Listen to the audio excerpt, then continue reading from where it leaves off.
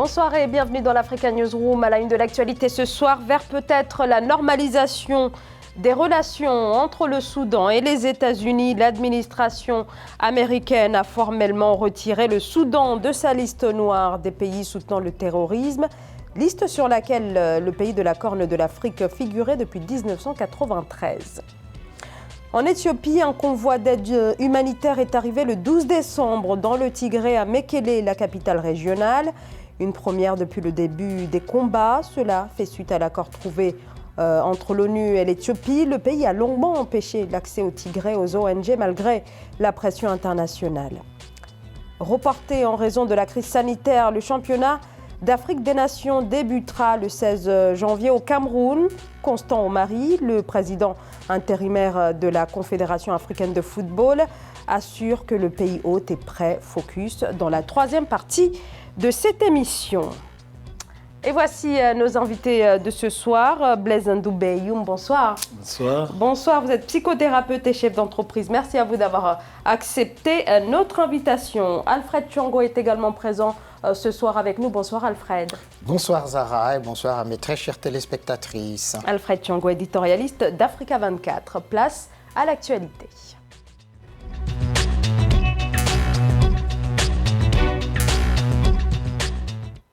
Le Soudan y figurait depuis 27 ans. Les États-Unis ont ce lundi formellement retiré le Soudan de leur liste noire des États soutenant le terrorisme. L'inscription sur cette liste empêchait le pays de la Corne de l'Afrique de commercer avec les pays étrangers, des pays qui ne pouvaient pas non plus y investir sous peine de sanctions. Ce retrait est donc une véritable bouffée d'oxygène pour l'économie soudanaise. Les précisions de Nelly Claude Bessa.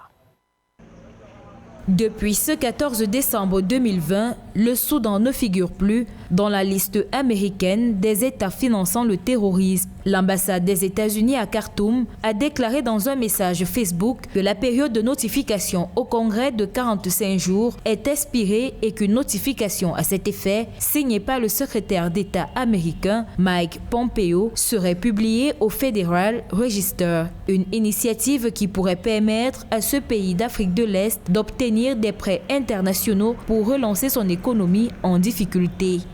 Ce retrait de la liste des États sponsors du terrorisme ouvre une nouvelle fenêtre d'opportunité pour le Soudan. Si on ne prend que par exemple le cas de l'humanitaire, il va pouvoir entraîner le déblocage de près de 89 millions de dollars d'aide humanitaire américaine dans un premier temps, mais aussi plus tard 60 millions d'aides humanitaire annoncée par les États-Unis, ce qui va faire en sorte que le Soudan recevra au terme de cette année à peu près 493 millions de dollars d'aide humanitaire américaine suite à cette décision-là.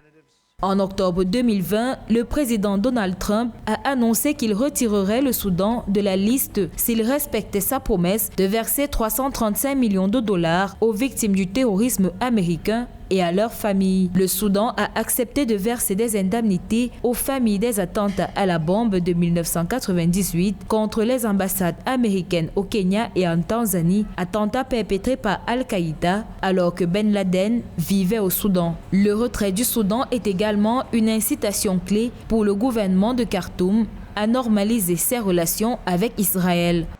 Il y a une nouvelle opportunité à travers cette conjoncture nouvelle engendrée par le retrait de la liste des États sponsors du terrorisme qui va permettre donc au gouvernement de transition qui est extrêmement fragile de pouvoir négocier avec les partenaires internationaux et avec les institutions financières internationales les moyens de mieux gérer la conjoncture économique interne. Il faut donc souhaiter que la normalisation des relations avec Israël, qui est combinée au retrait de la liste des États sponsors du terrorisme, n'entraîne pas une nouvelle dégradation de la conjoncture politique interne avec des manifestations à répétition qui pourraient menacer un gouvernement déjà extrêmement fragile. La désignation du Soudan comme État parrain du terrorisme remonte à l'année 1990 lorsque le Soudan a brièvement accueilli le chef d'Al-Qaïda, Oussama Ben Laden, et d'autres militants recherchés. Alors tout a évolué ces derniers mois, puisque voilà, on sait que depuis quelques années, même depuis le président Barack Obama, le Soudan et les États-Unis ont tenté de normaliser leurs relations, mais il n'y a jamais eu ce retrait de la liste noire pour le Soudan. C'est vraiment ces derniers mois que tout a changé. Est-ce que le récent positionnement du Soudan par rapport à Israël, c'était ça le point qui a permis d'aboutir à ce retrait, Alfred Chango? Zara, avant de répondre à votre question, je voudrais d'abord saluer le fait que le monde va bientôt se débarrasser de Donald Trump, qui a mis le monde sens dessus, sens dessous. Et là, on assiste au dernier soubresaut, justement, de la fin de son mandat.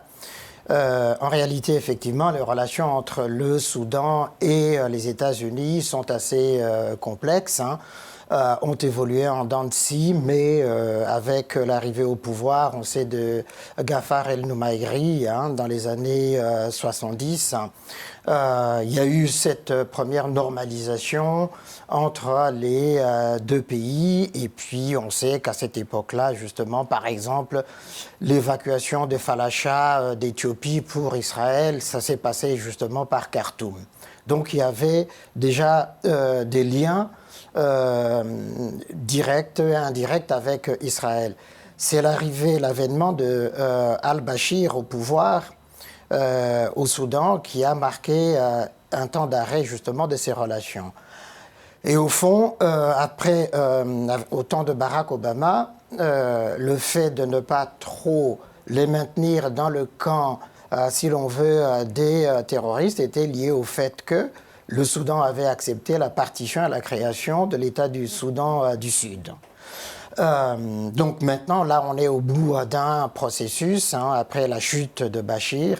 Le gouvernement soudanais avait besoin de liquidités, de retour de fonds et de sortir de l'isolement finalement. De sortir aussi de cet isolement international, en tout cas par rapport aux États-Unis, bénéficier justement des libéralités économiques, financières et des investissements américains.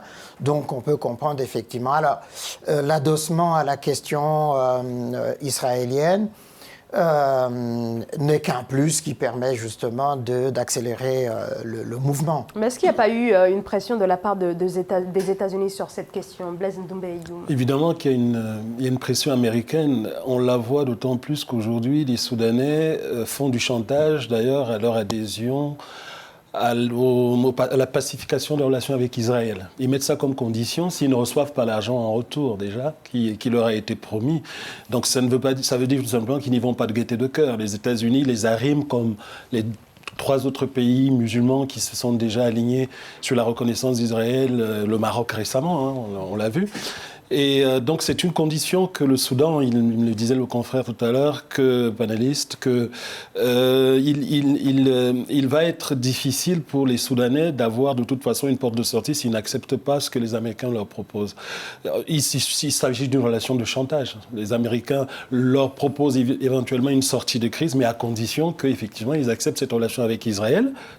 Ils n'y vont pas de gaieté de cœur parce que la base militantiste soudanaise n'est pas pour...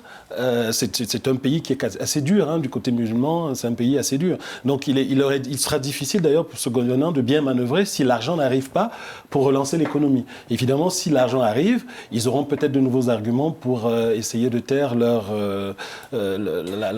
C'est vrai ce que dit Blaise, mais j'ajouterais au fond que le marché qui leur a été proposé par Pompeo et puis Jared Kushner, c'était cela. Pas seulement au Soudan, c'est dire, on vous sort de cette liste, on va financer, on va ouvrir les financements américains et autres, moyennant la reconnaissance ou le rétablissement des relations avec Israël. Ça s'est vu avec le Maroc, où la condition était... Les États-Unis reconnaissent l'autorité marocaine, c'est ça, voilà, sur le Sahara occidental, moyennant justement le rétablissement des relations avec Israël, même si ces relations en réalité n'ont jamais été interrompues comme telles. Et d'ailleurs, dans ce cas-là, on pourrait dire effectivement qu'il y a un certain nombre d'anciens d'Afrique du Nord qui sont au pouvoir aujourd'hui en Israël, et donc ça favorise cela. Pour le Soudan, naturellement, je crois que le Soudan n'a pas dans la circonstance actuelle, le Soudan politique, cela s'entend, n'a pas les moyens de refuser justement cette main tendue. On est bien d'accord, mais moi je me pose la question de la place de l'ONU. Parce que là, c'est les États-Unis qui jouent absolument tout le rôle aujourd'hui sur le plan international comme étant le gendarme à la fois militaire et politique.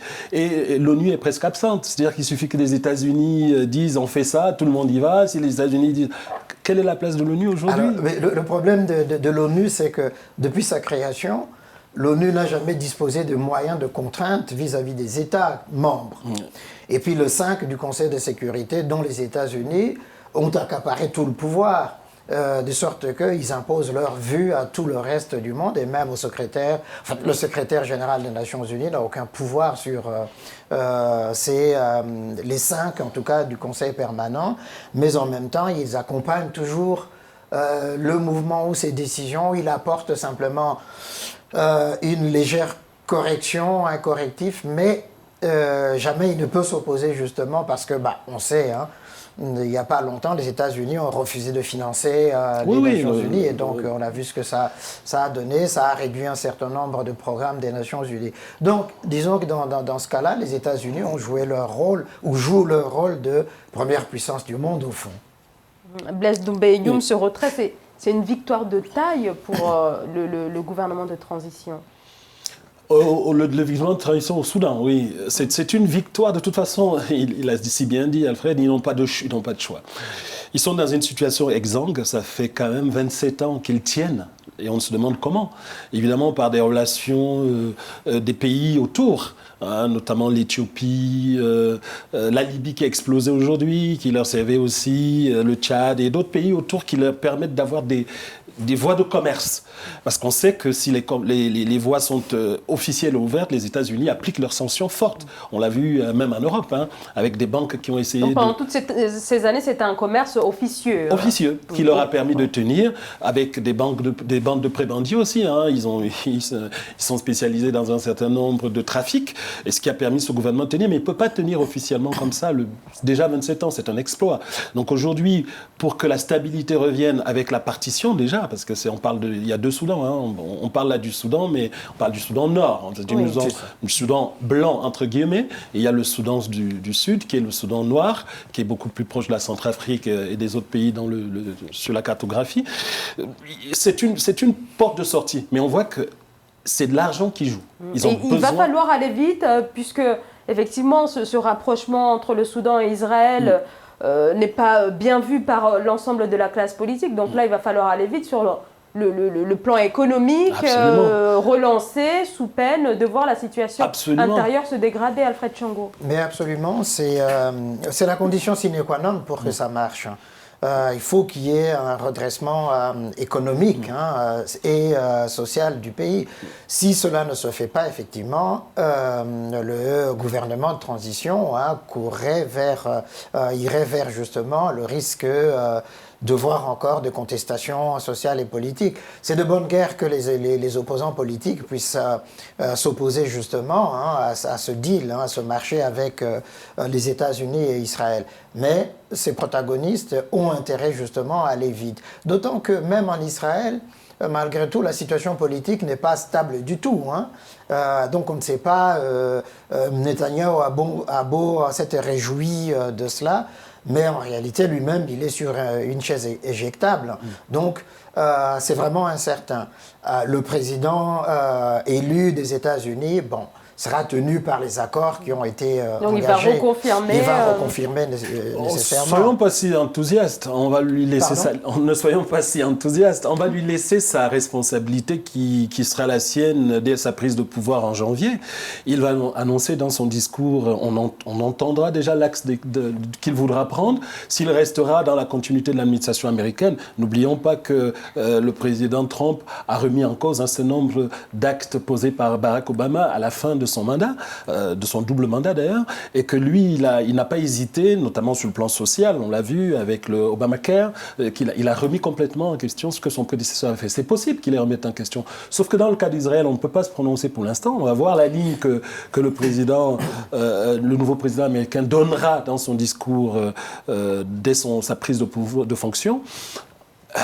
Just wait and see. Si, mais en général, aux États-Unis, ils distinguent toujours la politique intérieure de la politique étrangère. Alfred, il y a eu l'Afghanistan. Oui, on a bien vu en Afghanistan. Oui, mais la différence de politique, quand Trump est arrivé, il a décidé d'arrêter ce que faisait avant. Il ne l'a pas fait totalement parce qu'il s'est rendu compte effectivement qu'il ne pouvait pas remettre en cause cet accord-là avec l'Afghanistan, le retrait total des troupes, parce que les alliés, et notamment afghans et les autres, n'étaient pas d'accord. Donc, il a fait à moitié. Mais en règle générale, ils poursuivent au plan international les décisions, les résolutions qui ont été prises par le prédécesseur. En matière de politique intérieure, là, c'est différent. C'est dire qu'il peut remettre en cause, mais comme là aussi le pouvoir est partagé entre le Sénat, le Congrès. Donc, il y a des discussions. D'ailleurs, lequel Congrès n'a pas encore validé les nouveaux accords pris entre le Soudan et l'administration américaine. Ils ne reviendront pas en arrière. Oui, on attend que le Congrès la valide, d'autant plus que... Non, les 45 jours sont déjà passés, donc qui sont le délai légal pour contester. Passer ce délai, c'est automatiquement effectif. D'accord. Donc voilà pour ce début de normalisation des relations entre le Soudan et les États-Unis. On va marquer une très courte pause et on se retrouve dans quelques instants et on reviendra sur la situation en Éthiopie dans la région du Tigré. À tout de suite.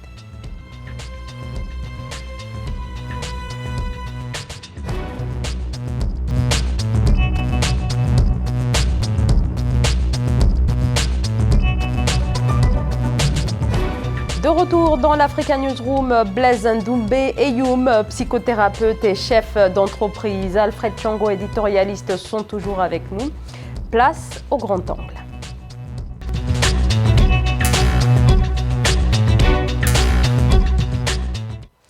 Du matériel médical et des vivres étaient attendus dans la région où 600 000 personnes dépendent entièrement de l'aide humanitaire. Un convoi humanitaire international a enfin été autorisé par les autorités éthiopiennes. Le convoi est arrivé à Mekele, la capitale du Tigré, région dissidente, lieu, il y a encore quelques jours, d'une offensive militaire déclenchée par le Premier ministre Abiy Ahmed. La communauté internationale réclamait depuis plusieurs semaines l'accès humanitaire à cette région, à partir de laquelle très peu d'informations parviennent aux yeux du monde. Nelly Claude-Bessa. Pour la première fois depuis le début des combats, un convoi d'aide humanitaire internationale est arrivé à Mekele, la capitale du Tigré, au nord de l'Éthiopie. Le convoi transportait des médicaments et du matériel médical pour soigner plus de 400 blessés, ainsi que des articles pour le traitement de maladies courantes et chroniques. Le ministère éthiopien de la Santé a lui aussi distribué des médicaments et du matériel médical aux structures de santé de la capitale. Selon les humanitaires déployés sur le terrain, ce convoi de secours médical permettra de regarnir les stocks, d'aider les patients et d'améliorer l'accès à l'eau et à l'assainissement. Ces actions favorisent la création d'un environnement de protection pour les plus vulnérables, notamment à l'accès à l'eau potable et à l'alimentation. Pour une meilleure prise en charge des victimes, le centre de services sanitaires doivent alors veiller à leur bon déroulement. Selon les médias locaux, près de 50 000 habitants du Tigré ont fui au Soudan voisin et un nombre indéterminé ont été déplacés à l'intérieur de l'Éthiopie. Une situation imputée à l'opération militaire lancée le 4 novembre 2020 par le Premier ministre éthiopien Abiy Ahmed pour chasser les dirigeants de la région issus du Front de libération du peuple du Tigré après des mois de tension. L'Éthiopie fait face à des besoins considérables en raison de nombreuses crises auxquelles elle est confrontée. Des crises qui résultent essentiellement des conflits intercommunautaires, ethniques et de chocs climatiques. Le pays accueille la deuxième plus vaste population de réfugiés en Afrique, dont la majorité dépend des aides humanitaires. Pour les observateurs, cet appui en matériel médical contribuera à soulager les populations de Mekele qui, depuis des semaines sans réapprovisionnement, traversent une période de crise assez difficile. La communauté internationale réclamait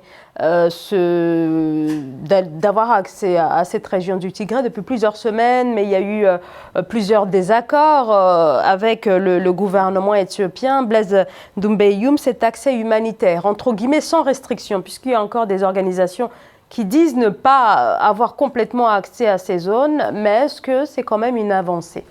Oui, tout à fait, c'est une avancée. D'ailleurs, la première, c'est d'abord d'aller voir ce qui s'y passe. En réalité, l'action humanitaire en est une, mais les organisations internationales veulent savoir ce qui s'y passe réellement. Il faut savoir que l'Éthiopie a fait un blackout complet de la guerre qui s'y mène. Il s'agit d'une guerre. Au départ, elle parlait d'aller résoudre un problème d'une petite rébellion, mais on parle bien d'une guerre parce qu'en face, ils ont, bien qu'ils représentent 6% à peu près sur le plan ethnique hein, de l'Éthiopie globale, qui est un État fédéral hein, avec 10 États. Donc c'est un des États mais c'est une zone où les militaires de cette zone sont ceux qui ont fourni le plus l'armée fédérale éthiopienne. Donc ils sont aguerris aux manœuvres militaires. 250 000 hommes. 250 000 hommes bien armés qui avaient des équipements qui leur permettraient de tenir longtemps. Donc on veut déjà aller voir ce qui s'y passe, faire également une trêve, puisque la présence de l'action humanitaire des organismes internationaux, s'ils y arrivent,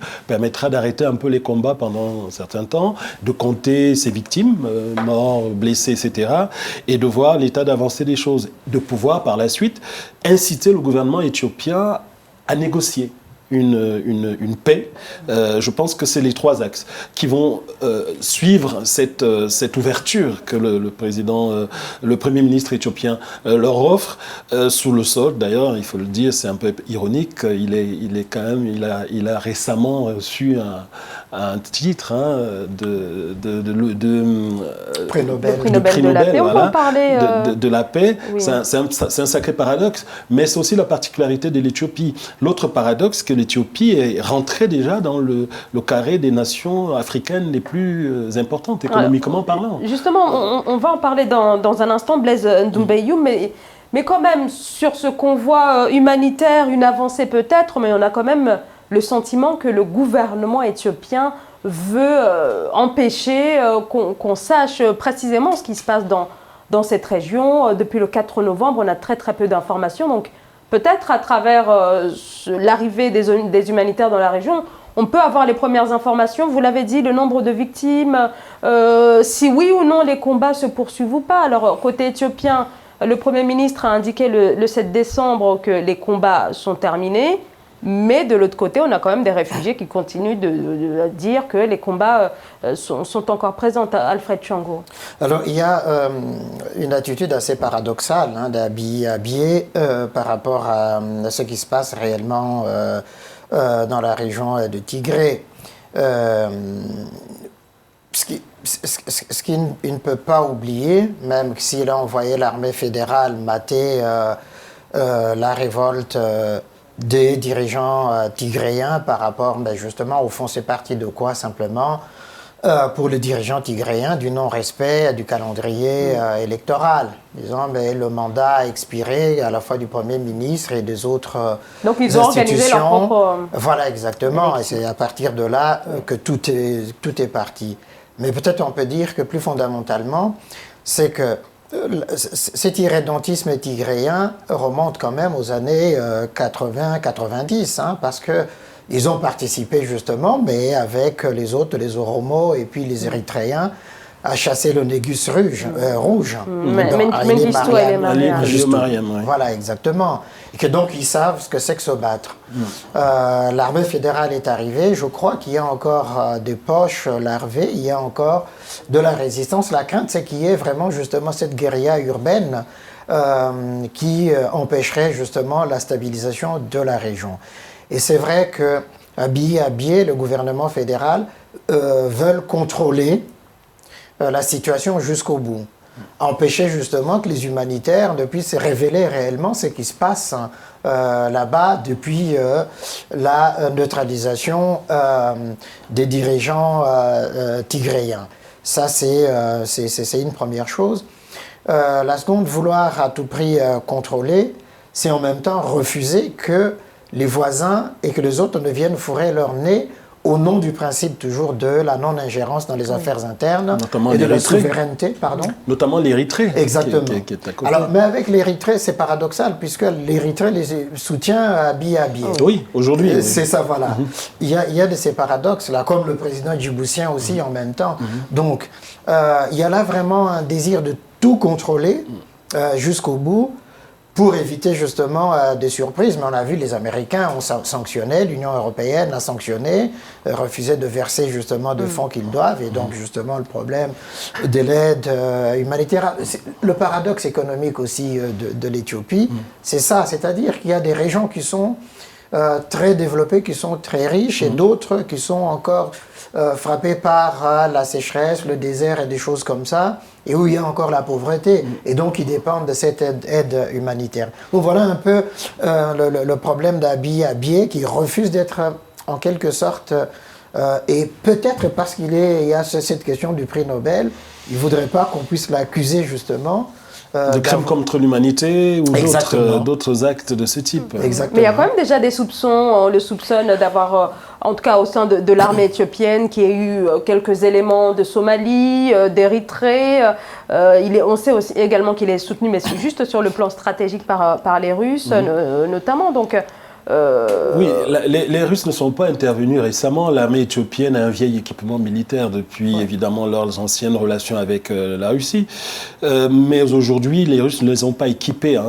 Pas d'équipement, mais des conseils stratégiques. Oui, ils ont eu des conseillers, effectivement. D'ailleurs, l'armée fédérale s'est délestée d'un certain nombre de ses généraux et officiers, plus d'une centaine qui ont été arrêtés suite à ceux-là qui étaient allés justement soutenir la rébellion tigréenne, estimant que le gouvernement avait utilisé une astuce pour anéantir leur velléité indépendantiste, puisque Alfred le disait tout à l'heure, ça vient des élections qu'ils ont décidé d'organiser au-delà de l'ultimatum qui leur avait été mis par Abiy Ahmed, qui leur avait dit de ne pas organiser ces élections, évoquant d'ailleurs le problème de la crise sanitaire. À l'époque, c'était ça le problème d'arrêt des élections, mais ils sont passés outre, et il a estimé que c'était le point d'achoppement qui faisait que cette partie qui voulait être indépendante, finalement, risquerait de contaminer les autres États de l'Éthiopie.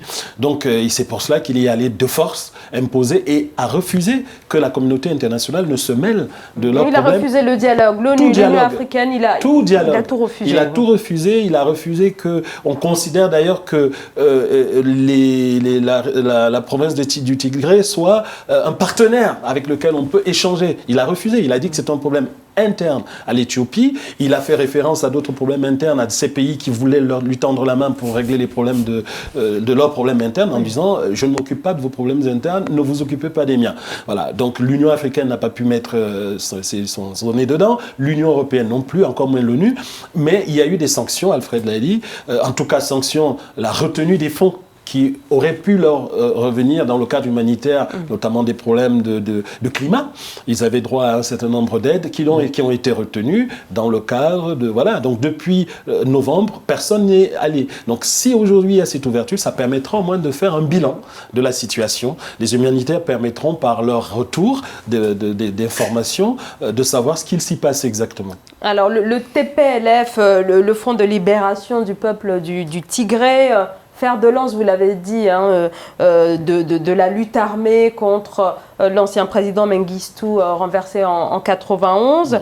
Alors, cette armée dispose quand même, on l'a dit tout à l'heure, de combattants, 250 000 hommes. C'est une armée extrêmement solide, 30 ans de combat. Donc, on voit mal comment le gouvernement fédéral a pu en venir à bout aussi rapidement, puisque le gouvernement dit que voilà, il n'y a pas eu de soutien, il n'y a pas eu de soutien extérieur. Donc là, c'est quand même quelque chose qui pose problème, Alfred Tchongo. Oui, ça pose naturellement problème, mais le gouvernement fédéral a bénéficié de moyens aériens qui ont permis justement de porter des coups quand même très rudes à l'armée du Tigré. En fait, dans cette guerre-là, l'avantage du gouvernement fédéral a été que le gouvernement fédéral sait de quoi est capable l'armée du Tigré et de quels moyens dispose le Tigré. Et donc ça a permis justement par des bombardements assez massifs, ce qui n'est pas le cas justement de la guerre de libération, face au Négus, où c'est rouge, il est Mariam Gistou.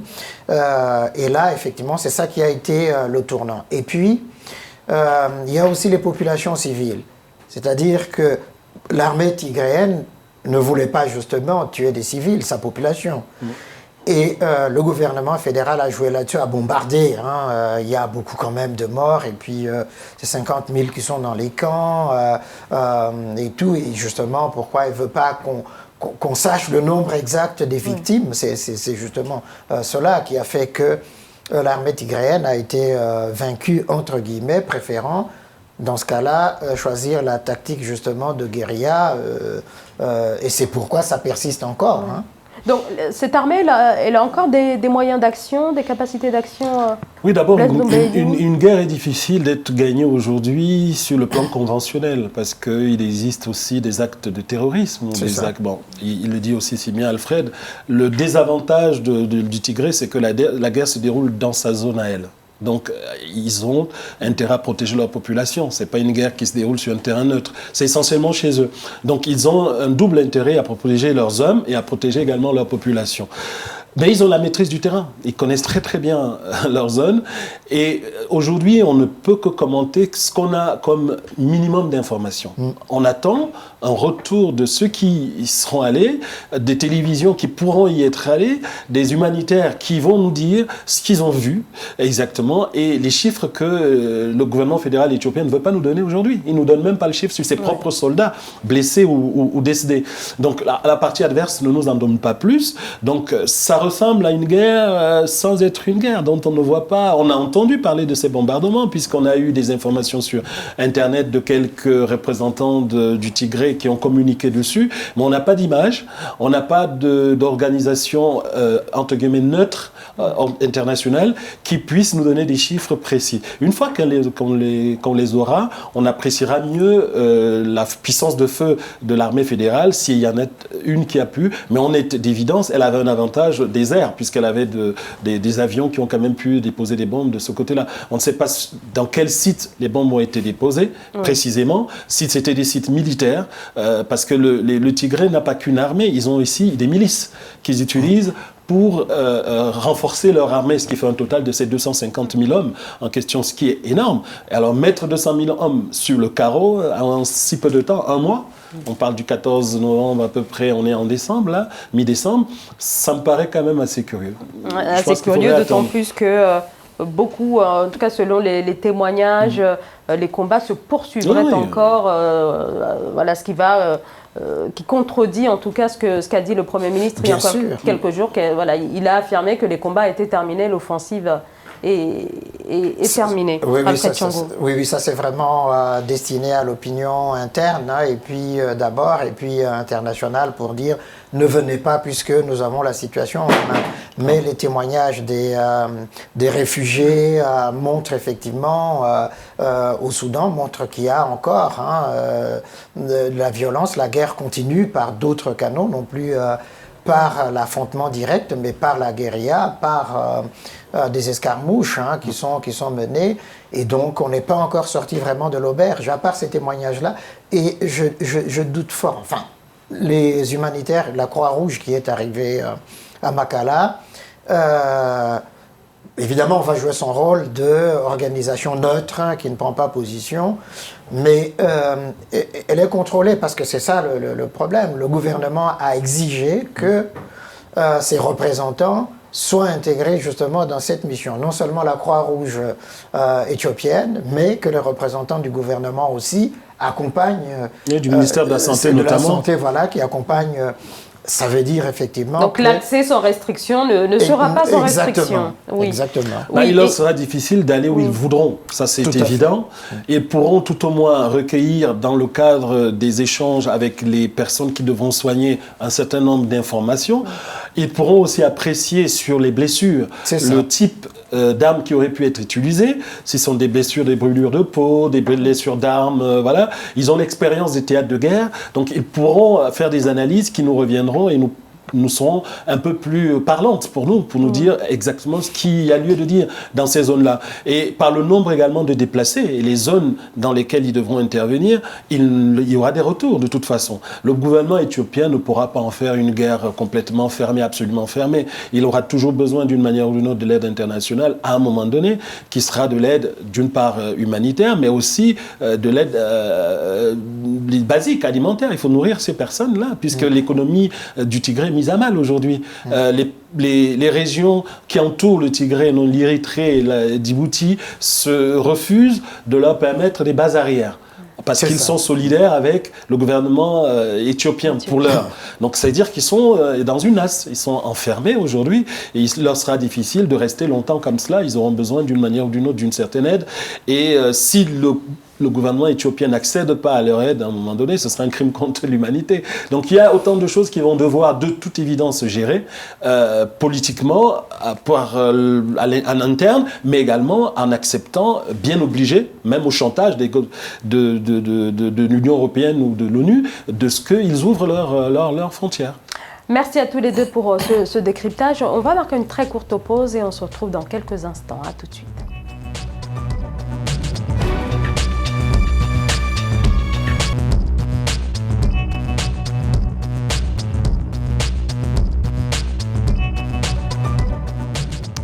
De retour dans l'Africa Newsroom, troisième partie de cette émission. Notre plateau est toujours au complet. Nous sommes toujours en compagnie d'Alfred Thiong'o, notre éditorialiste, et de Blaise Ndoumbe Eyoum, psychothérapeute et chef d'entreprise. Merci à tous les deux d'être restés. On va tout de suite passer au Zoom.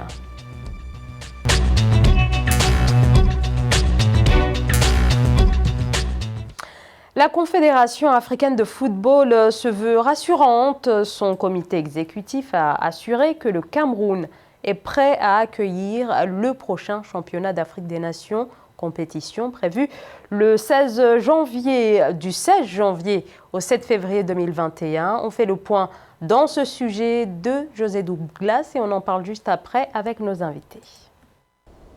Le Cameroun est enfin prêt, c'est en ces termes que le comité exécutif de la CAF l'a exprimé, à commencer par l'accueil du CHAN Total 2020 dont le coup d'envoi sera donné le 16 janvier 2021. La qualité des infrastructures sportives a été saluée par le président intérimaire de la CAF, Constant Omari. La délégation de la CAF, conduite par son secrétaire général adjoint en charge du football et du développement, Tony Bafoué, a visité les 3 villes hôtes de la compétition, Yaoundé, Douala et Limbé.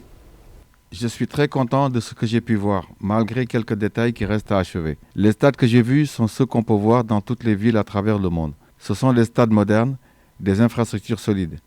Nous pouvons même accueillir la Coupe du Monde dans ce pays avec les stades que nous avons. Pour le public camerounais, vous le savez, le football est une religion, c'est symbolique et l'émotion devient de plus en plus forte pour ce pays qui va organiser 2 grands événements de football sur le continent. Le CHAN étant une forme de répétition avant la CAN. Sans trahir la conviction du Premier ministre à la fin de sa visite, son sentiment est celui d'aise avec la recommandation de mettre un accent particulier sur la visibilité territoriale du CHAN au-delà des villes hautes. Le programme concernant les premiers matchs du CHAN le samedi 16 janvier à 16h à Yaoundé, groupe A, Cameroun-Zimbabwe. Il y aura aussi dans le même groupe Mali-Burkina Faso. Le dimanche 17 janvier à 16h à Douala, groupe B, il y aura un certain Libye-Niger et RDC contre le Congo à 19h à Douala. Lundi 18 janvier, en groupe C, il y aura Maroc contre le Togo et Rwanda-Ouganda. Et enfin, en groupe D, le mardi 19 janvier, Zambie-Tanzanie à Limbé et Guinée-Namibie à 19h à Limbé également. Alors, cette compétition devait normalement se tenir en Éthiopie, justement, mais le pays, il y a eu quelques difficultés. Blaise Ndoumbe Eyoum, la compétition va donc se dérouler au Cameroun. Cette fois, c'est la bonne. Espérons que ce soit la bonne. Espérons que ce soit la bonne. Je suis moi-même d'origine camerounaise et je suis fier effectivement que ça se déroule dans mon pays d'origine. Mais au-delà de la fierté, il faut être réaliste. Le Cameroun a eu beaucoup de difficultés à organiser cette compétition, notamment la plus grande compétition qui est la CAN, qui lui était déjà promise pour 2019, si on s'en souvient bien. Il y a eu un glissement, je reprends les termes du chef de l'État camerounais, sur 2020, et il y a eu là le Covid. Alors, le ou là, peu importe, la Covid pour ceux qui sont attachés à cette particularité. Je dis simplement que le Cameroun a beaucoup de chance parce que ça aurait dû lui donner du temps pour mieux s'organiser. Et là, ce sera un test puisqu'il s'agit de 3 villes simplement. On a dit Yaoundé, Douala et Limbé. Il faut noter que Limbé, c'est dans la zone anglophone, donc dans la zone des conflits actuels entre le Cameroun, le gouvernement central et les séparatistes anglophones. Les Ambazoniens. Les Ambazoniens, appelés comme tels, qui récemment, donc à Kumba notamment, pas très loin de Limbé, ont eu à perpétrer des actes dans une école, si vous vous souvenez bien, avec des pertes d'enfants, 7 à 9 enfants. Je souhaite que le gouvernement ait pris les mesures qu'il faut pour la sécurité des personnes. Mais au-delà des stades, je viens du Cameroun, j'en reviens là en novembre. J'ai visité deux villes principales, donc Douala et Yaoundé. J'étais encore très inquiet de l'état de la route qui relie Douala à Yaoundé, qui est la route principale, ce qu'au Cameroun on appelle axe lourd. En réalité, c'est la nationale numéro 3 qui relie les 2 principales villes, qui permet d'ailleurs l'écoulement des marchandises qui partent du port de Douala vers la Centrafrique, les pays enclavés et le Tchad notamment. Cet axe n'est pas pour l'heure au point.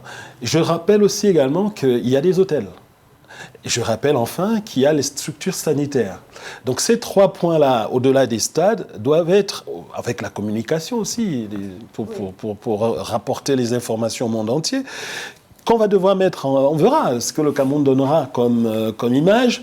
Je suis un peu inquiet qu'on ne se satisfasse que des stades. Donc on a des stades, mais en revanche, les infrastructures, notamment au niveau des routes, les infrastructures de santé, sanitaires et tout. Voilà, là-dessus, il y a encore quelques difficultés, Alfred Thiong'o. Donc tout n'est pas encore prêt finalement. Non, tout n'est pas encore prêt totalement. Mais le Cameroun, c'est vraiment un paradoxe. Pays de football, si il en est. C'est la passion du football au Cameroun. Nous avons tous vibré aux exploits de l'équipe nationale du Cameroun. Moi, je me souviens encore des rivalités entre le Cameroun et la RD Congo, le Zaïre à l'époque. Ça faisait vibrer exactement en Coupe du Monde et tout. Et puis, lorsque justement, on a attribué la CAN il y a quelques années au Cameroun, on espérait tous effectivement que ces stades seraient au point. Mais ça a mis plus de 6 ans, plus de 8 ans pour en arriver à leur terminaison, là. C'est très bien. Simplement, les équipements tout autour font problème. Mais on est en Afrique, nous nous contentons souvent justement de peu, c'est-à-dire dès le moment où les équipements sportifs sont prêts, bon, le reste, on fera à l'africaine. On va loger les équipes, les délégations dans certains hôtels qui ont du standing, mais pour le reste, on se débrouillera à l'africaine. Il faut que nous sortions de cela. C'est en tout cas une épreuve pour le Cameroun, justement, de pouvoir déjà organiser le CHAN et puis après le CAN. On va voir, mais je ne doute pas un seul instant du savoir-faire camerounais pour pouvoir relever ce défi-là. Il n'est pas mince. Il n'est pas mince, d'autant plus qu'on a de la chance que récemment le président Biya aurait été gratifié par l'Organisation mondiale de la santé d'avoir bien géré la crise sanitaire. C'est une chance pour rassurer les populations qui se déplaceront à l'intérieur du Cameroun sur le plan de santé. Je dis pas non parce que à Douala et à Yaoundé, quand même, il y avait des structures sanitaires bien au point qui ont été ouvertes, notamment au stade militaire à Yaoundé, au stade Balpélépé à Douala, qui ont d'ailleurs fermé par défaut de clients, ce qui a eu des protocoles qui ont été mis en place quand même par le gouvernement camerounais qui ont assez bien marché. Mais je suis inquiet pour les infrastructures autres, c'est-à-dire, on l'a dit tout à l'heure, hôtelières notamment, et les infrastructures sanitaires, si jamais il y avait des problèmes avec cette masse de population qui devra se déplacer. Les infrastructures routières m'inquiètent également. J'ai fait moi-même, au volant de ma voiture, Douala-Yaoundé, aller-retour. je suis allé à Kribi, mais Kribi n'est pas concerné aujourd'hui par ça directement. Mais je suis effrayé quand je roule dans les routes dans cet état à quelques jours de l'organisation d'un tel événement. Oui, il faudra, au-delà des stades, que les gens puissent se déplacer, entrer dans les profondeurs du Cameroun, aller visiter l'intérieur du Cameroun. On ne vient pas que regarder un match de foot. Moi, je suis allé au Brésil en 2014 pour la Coupe du Monde. J'ai visité d'autres États dans le Brésil, d'autres villes dans le Brésil, et j'étais très agréablement surpris de ce que ce pays ait pu offrir à... Alors justement, une compétition comme celle-ci est censée booster l'économie, et vous le dites très bien. Est-ce qu'en raison justement de ces failles au niveau des infrastructures, est-ce que le Cameroun va pouvoir bénéficier justement des retombées économiques de cette compétition ?